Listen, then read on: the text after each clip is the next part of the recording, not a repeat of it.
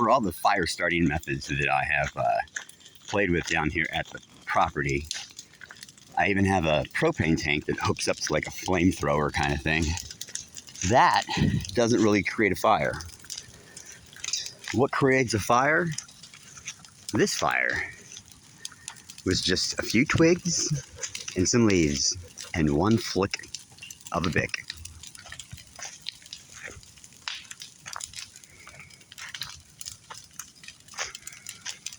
Why are we burning all this stuff? Well, because I cleared out all this space here, and all this space.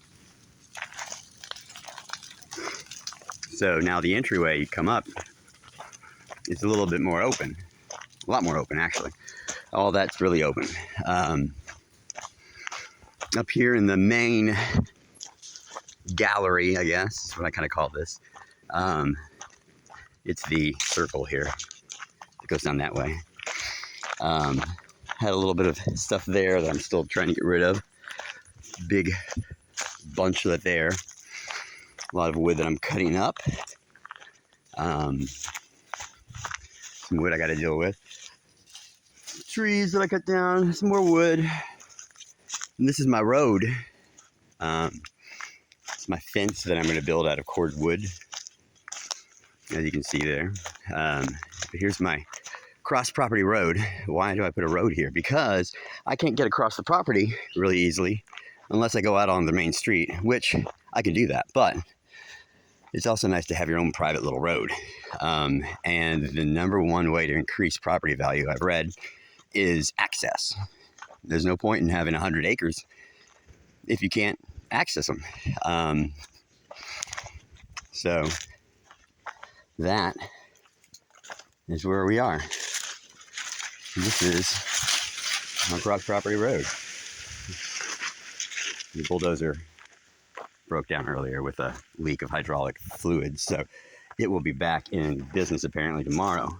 But for now, it's actually done a great job because I already went through here with a chainsaw and you couldn't really tell. But with that thing, the road is coming into shape here. And you can kind of access, because there's a ravine down here, and no one really ever knows if there's a ravine down here and another hill, because they can't get to it. But now you can. And a new big project for me, because I asked the bulldozer guy to push debris right here. This is the bottom of the ravine. To the end of my property right here. I'm going to put sticks in on the ground, into the ground over there. That's going to form a dam right here. And then when it rains, hopefully, I'll in theory have a dam that'll provide me with about a 3 or 4 foot deep pond right here. Because a lot of the property, and a lot of other people's property, drain right through here. And it's illegal to dam a stream, but as you can see, there is no stream unless it's raining. So that'll give me a water feature, which is another property value improvement. The other cool addition here, let's see if we can easily get to it or not. I don't know. Well, we'll walk over and kind of look. How do I look? Let's see. Look wet, right? I am wet. Shoot. He went over my well.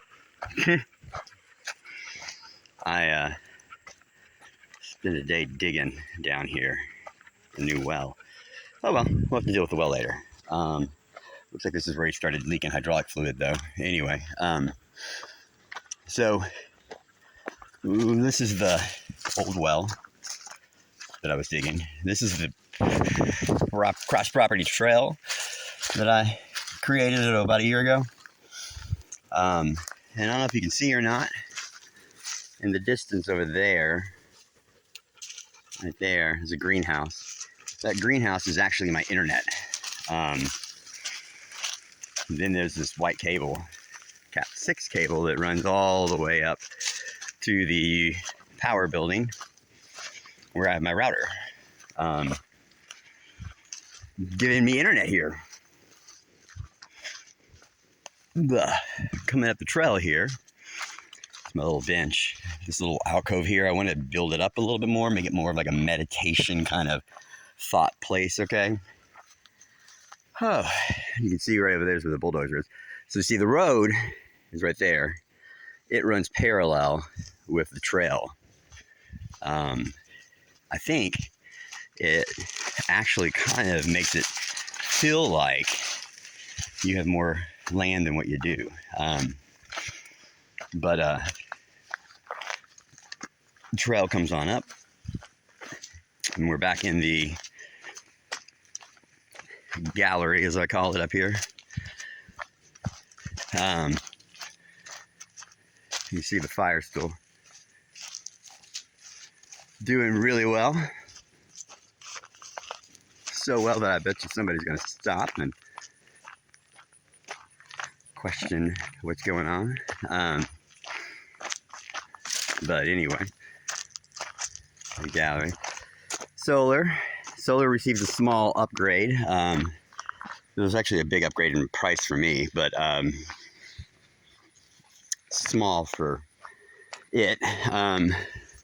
Moved the fire area from the middle here over here to the right, and I've been making my sidewalk here. Sidewalk is one part Portland cement, 4 parts my dirt. That heads right into where the fire is. Behind the fire, I'm putting a terrace or something like that, a trellis. There you go. That's the rainwater collection system. Not really working because it has only rained once this whole month. Which is why we had a burn ban in effect. But apparently somebody told me that it was lifted 3 days ago. So there we are.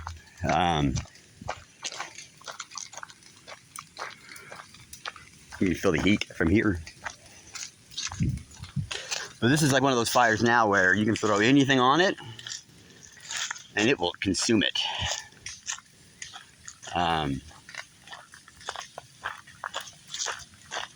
But it improves the way this is the entry to the property, right? We get rid of that big thing, then it's not going to be right there. Because you know, the first thing you see usually forms your impression of something. So we've got to have some order around here. So that had to all go and burn. And that's actually probably about halfway gone already. It's a lot.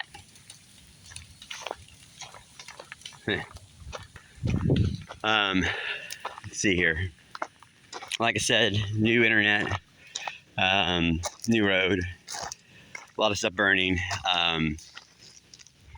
Let's see here. Added some fencing here. Get the dogs ran away.